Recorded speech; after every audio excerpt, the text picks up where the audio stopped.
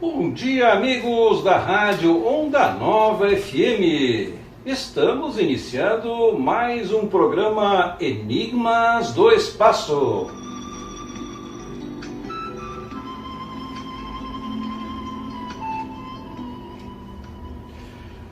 Muito bem, hoje vamos tratar de um tema muito comum que ocorre entre nós.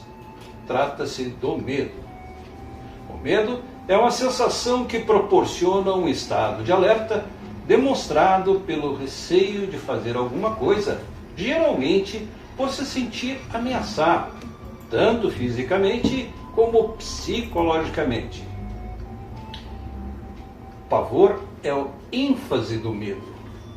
É também uma reação obtida a partir do contato com algum estímulo físico ou mental, interpretação, imaginação, crença, que gera uma resposta de alerta do organismo. Esta reação inicial dispara uma resposta fisiológica. A resposta anterior ao medo é conhecida por ansiedade. Na ansiedade, o indivíduo teme antecipadamente o encontro com a situação ou objeto que possa lhe causar algum mal. Sendo assim, é possível se tratar uma escala de graus de medo, no qual o máximo seria o pavor e o mínimo uma leve ansiedade. O medo pode se transformar em uma doença, a fobia, quando passa a comprometer as relações sociais e a causar sofrimento psicológico. A técnica mais utilizada pelos psicólogos para tratar o medo se chama dessensibilização sistemática. Com ela, se constrói uma escala de medo, da leve ansiedade até o pavor. E progressivamente o paciente vai sendo encorajado a enfrentar o medo. Ao fazer isso, o paciente passa gradativamente por um processo de reestruturação cognitiva, que ocorre gradativamente por um processo de reaprendizagem ou ressignificação da reação que anteriormente gerava a resposta de alerta no organismo para uma reação mais equilibrada. Enquanto que, por exemplo, há alguns tipos de medo que surgem através da aprendizagem, como quando uma criança cai num poço e se esforça violentamente para de lá sair. Sofrendo devido ao frio da água e à aflição, esta criança originará um adulto que guarda um medo instintivo aos poços. Há, no entanto, outros gêneros de medo que são comuns nas espécies e que surgiram através da evolução, marcando um aspecto da reminiscência comportamental. Do ponto de vista da psicologia evolutiva, medos diferentes podem, na realidade, ser diferentes adaptações que têm sido úteis ao nosso passado evolutivo. Diferentes medos podem ter sido desenvolvidos durante o período de tempos diferentes. Alguns medos, como o medo de altura, parece ser comum a todos os mamíferos e desenvolveu-se durante o período Mesozoico, quando a maioria dos mamíferos não era maior que um rato e se escondia durante o dia, saindo apenas à noite, para evitar os dinossauros predadores. Outros medos, como o medo de serpentes, podem ser comum a todos os símios e desenvolveu-se durante o período Cenozoico, época em que o medo natural de animais predadores, como leões, tigres, lobos, ursos e hienas, como também herbívoros agressivos como elefantes, búfalos, hipopótamos e rinocerontes, havia surgido. Ainda em outros medos, como o medo de ratos e insetos, pode ser único para os seres humanos e desenvolvidos durante o Paleolítico e Neolítico, períodos de tempo em que os ratos e insetos tornam-se portadores de doenças infecciosas importantes e prejudiciais para culturas e alimentos armazenados. O medo é um mecanismo de aprendizagem, mas também evolutivo, de sobrevivência da espécie e do indivíduo particularmente. Nas obras de ficção, da literatura ao cinema e à pintura, por exemplo, o medo é não só matéria-prima das narrativas, como também, por vezes, o tema da própria obra. Stefan Zweig, por exemplo, descreveu o medo e analisou até no sentido psicanalítico o grau de perigosidade, mas também a resposta adequada para vencer o medo. Kubrick explorou a sensação do medo nos personagens e dos espectadores em filmes como The Shining ou Laranja Mecânica, já para não invocarmos um incontornável Hitchcock. Igualmente incontornável na pintura é Edvard Munch, com seu quadro O Grito. Dale Carnegie é um dos mais renomados autores de autoajuda e talvez o conheça pelo best-seller Como Fazer Amigos e Influenciar Pessoas, publicado originalmente em 1936. O trabalho de Carnegie sempre girou em torno da transformação do indivíduo e de mostrar a importância do desenvolvimento pessoal. Para tanto, em outro livro de sua autoria, Como Parar de Se Preocupar e Começar a Viver, de 1948, ele apresenta táticas para se libertar de ansiedades incômodas que diminuem a felicidade e a produtividade. O livro nasceu das experiências de Carnegie ao ensinar educação adulta no IMCA de Nova York. Ele percebeu que a preocupação era um tema comum entre os alunos, independentemente de sua profissão ou contexto, e decidiu escrever algo que os inspirasse a agir contra seus demônios psíquicos.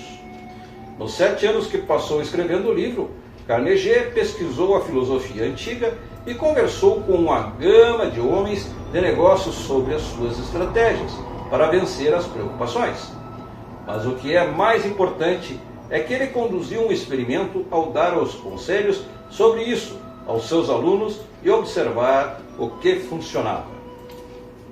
Entretanto, 70 anos depois, o tema continua atual: o medo do futuro, problemas com o desemprego, o excesso de estímulos virtuais, a busca desenfreada por entregar ótimos resultados na vida profissional e acadêmica, por exemplo, tem efeito da ansiedade uma epidemia. No Brasil, segundo a Organização Mundial da Saúde, OMS, tem o maior número de pessoas ansiosas do mundo. São 18,6 milhões de brasileiros, ou seja, pouco mais de 9% da nossa população. Veja bem, gente. Diante disso, mais e mais pessoas têm buscado ajuda para lidar com esta questão. Em como parar de se preocupar e começar a viver, Carnegie listou algumas estratégias para driblar o medo e a ansiedade, e que valeram no fim da década de 1940 e valem ainda até hoje. Pergunte a si mesmo, qual a pior coisa que pode acontecer? Há uma técnica simples de 3 passos que pode ajudar quando você é sitiado por preocupações pessoais ou profissionais. Primeiro, pergunte a si mesmo qual foi a pior coisa que poderia acontecer.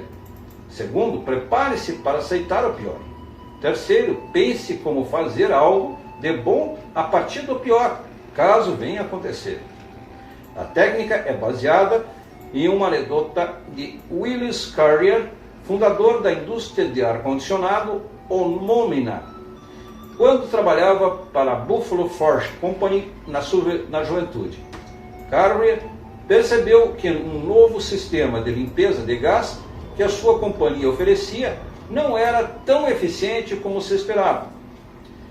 Ele se deu conta que a pior coisa que poderia acontecer é que a empresa perderia $20 mil. Então ele aceitou isso.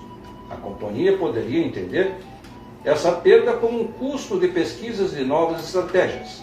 Em seguida, ele pensou como melhorar a situação. Se a companhia comprasse novos equipamentos no valor de $5.000, o problema se resolveria. Foi o que fizeram e terminaram ganhando $15.000. Enxergue tudo de forma objetiva.